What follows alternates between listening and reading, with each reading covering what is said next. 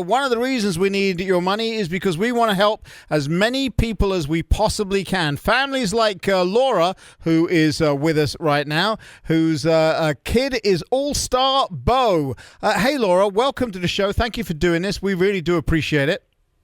Oh, wonderful. Thank you so much for having me.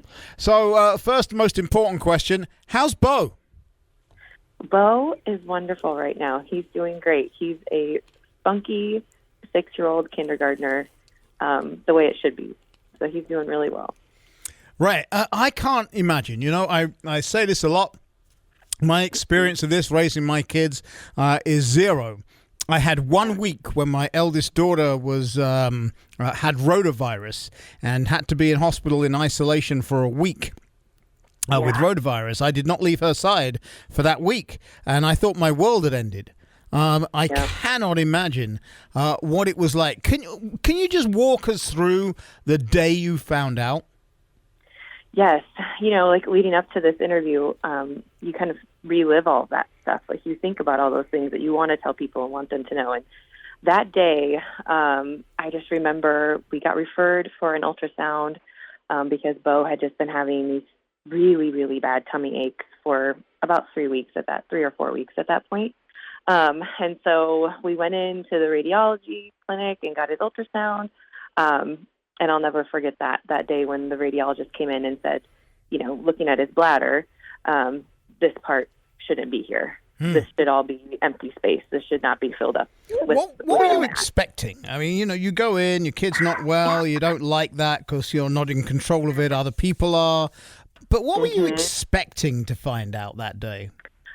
I think we were expecting, gosh, I don't even know if my brain was able to process it. I think in the back of my mind, maybe I was expecting something big, but I wasn't expecting cancer. I was expecting calcium growth, or like the doctors had been telling us, it was constipation, or, you know, it was something a lot more mundane, I guess, or everyday problems with your 3-year-old kiddo who can't really tell you what he's feeling. We just knew he was in a whole heck of a lot of pain. So. Okay, so you're there. You get told this devastating news, and I mean, what do you do? Your world just fell apart, right?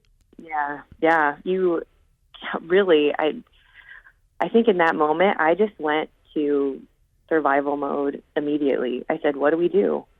You know, how do we help my baby? How do we keep him safe and healthy and alive?" And all the things I think you think about as a parent every day, but the mortality of that just kind of hits you right in the face, and I went into survival mode. I didn't even cry. That's okay. I just went, what do we do? You know, where do we go? And we were admitted that night. He was scheduled for a CT and surgery to remove the tumor in the morning. And then, you know, you tell your family, your closest friends, and you just try to take it a moment at a time. So it's an unpronounceable cancer, but I'm sure you know how to pronounce it. Yeah, it took me a while. It's called embryonal rhabdomyosarcoma. And it's pretty rare for in the world of cancer. It's about 3% of childhood cancers. So Beau is like 1 in 4 million kiddos that of the kiddos that get cancer.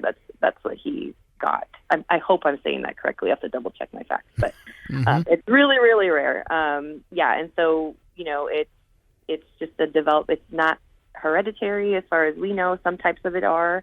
The type that he had, it was just sort of, this is what happened.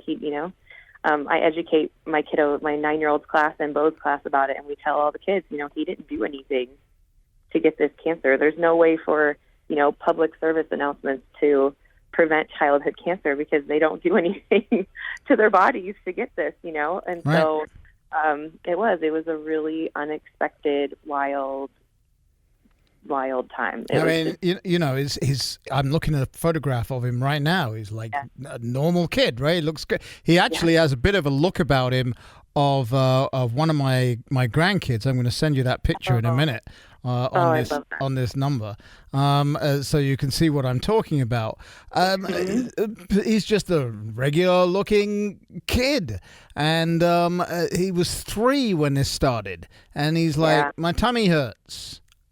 I know he is just a regular kid. Like you think back and you're like, how did we get through this? Like, how did we actually go through all of this? It's such a time of like where you're trying to kind of grasp for straws all the time. Like you're just grasping for the next day or the next thing, and you're just fighting all the time to try to help your kid. And then you get through it and you look back and it's almost unimaginable to me, and I lived it. Right. So I've got goosebumps now because of the next part of your story, which I want to tell. So you get to the University of Iowa, Stead Family Children's Hospital. You are in a room that overlooks Kinnick, where we've all seen the wave, right? The most iconic thing in college football, I think, frankly. And that's coming from a Florida State Seminole fan. Oh my gosh, those are big words. Right. So those are big words. But you're looking out the window, and a bald eagle flies over the stadium. That's your late mum's bird. So you knew she was there, right? That was quite a moment. Yeah. For my gosh, she's been gone now for, I think at that time it was like 13 years. And the day that she had passed away, I saw a bald eagle. And it just always stuck with me. And then we look out this window, and it was one of the worst snowstorms we had gotten that winter so far. And we're looking out at Kinnick Stadium, and we saw a bald eagle. And I looked at my husband and I said, "He's going to be okay. Like, we're going to get through this. Like, this is something that a sign that you can't really." We don't see them all the time. They're kind of common, but it was quite emotional when we looked out the window. Yeah, the timing of that is pretty crazy. I totally understand where you're coming from. So look, there's you, there's your husband, there's an older brother, now there's a new baby as well, I happen to know. Financially, what does this do to you?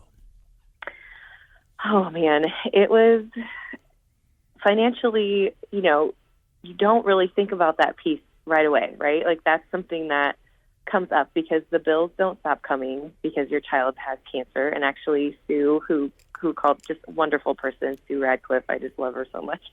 She said, your bills increase when you have a kid with cancer. And I never thought about that. And they do. And I had to stop working. I am self-employed. And I pretty much had to stop my practice and focus on Beau, for that first couple of months. I was seeing clients here and there.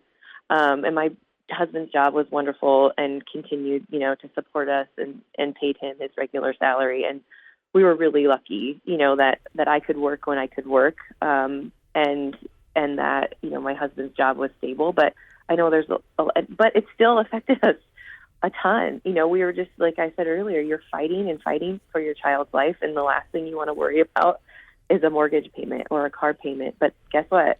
The bank, they don't care. No, they right? don't care at all. So your world stops turning, but the whole, their world doesn't.